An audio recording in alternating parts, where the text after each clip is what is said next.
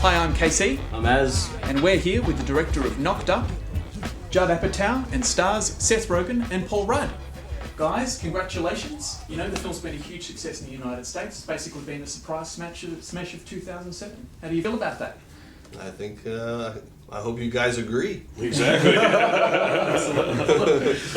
There's still plenty of opportunity to fail with this movie. Well, we've had a couple of screenings, I know, and every screening that we've had has been absolutely huge. People are loving the movie. So, you know, we've got a couple of questions for you for our viewers. Great.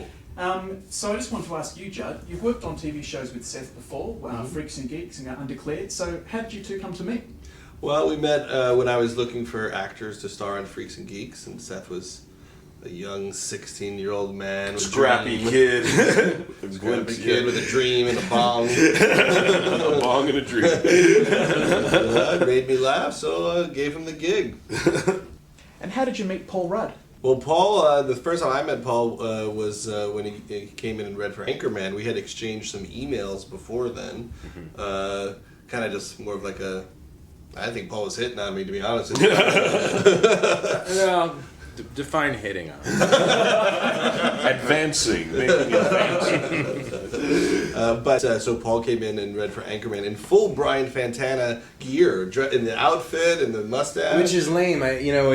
People do that for an audition. I'm going to dress the part. part. Do you do that? No. Is that the first time you did that? No. I'm always like, no. What else have you dressed like?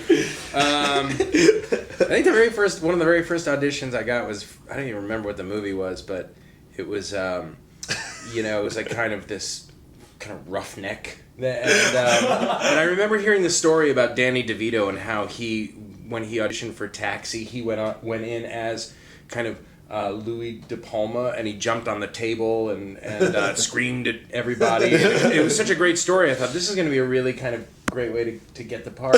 And so I did like my own kind of take on that, and I dressed the part. It was like one of my very first auditions. It went terribly bad. And I remember I had this cigarette. It wasn't lit or anything, but like a cigarette. And I was so into it that I threw it down and I snubbed it out. But I was in this guy's office. And all I could think about afterwards was just like the casting director picking a tobacco rug. Seth, question for you. Now that Knocked Up's been a smash hit, how does it feel to be the new leading man on the block? I don't know. It's strange. I fear I'll go back and all of a sudden my world will have changed. Like I've come to Australia and everything's normal. I'll go back and there'll be like people camped out in front of my house. I don't really think that'll happen, but as I've said, being in a movie has not affected my Grand Theft Auto playing, which is all that's really important to me. Describe for me an average day for you on the set of Knocked Up.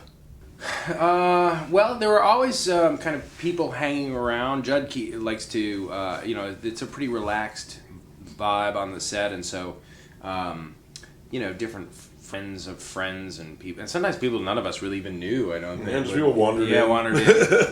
But it was, like a lot of everybody kind of serious about what we're shooting, but not being very serious in any other way. A lot of joking around and. There's a lot of people in Hollywood, young comedy actors, who have nothing else to do, so they just kind of will hang around the set. It's true. All the actors who are in the movie and aren't shooting just come by set a lot of the time. It's true. To hang out. Just because they know there's free food. There's free food and a lot of cigarettes. Yeah, and just you start to realize where are all my friends? And you think, they're all making Knocked Up today, so you just have to go hang out if you want to do something that day. Probably that takes us really well into our next question. My next question for you. I mean, you seem to be behind an emerging comedy rat pack that seems to be happening, including obviously Seth and Paul and Steve Carell, Owen Wilson and Will Ferrell, among others. Are you and the team plotting sort of like a new style of American comedy, trying to take it in a new direction?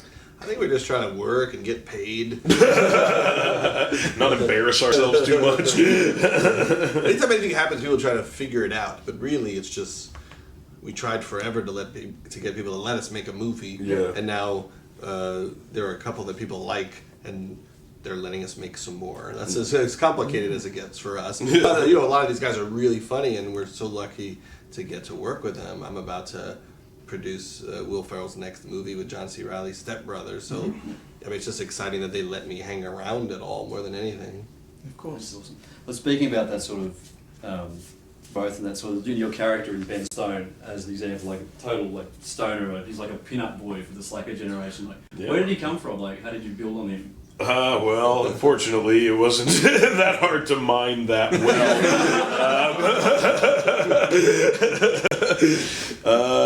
Yeah, I mean, in a lot of ways, it's a lot like me, I have to say. I may have slightly more tact at times, perhaps, than my character, depending on my sobriety, I suppose. But generally, I mean, yeah, people kept asking me, like, did you prepare for the role? And it was like, no, actually, like, I purposely learned nothing. I kind of went in thinking, like, the less I know about babies and parenting and relationships, the funnier this might just be. So, yeah. I'm always trying to figure out a way to get Seth's girlfriend to break up with him. Exactly. I know he needs a real big heartbreak to get to the next level of his comedy.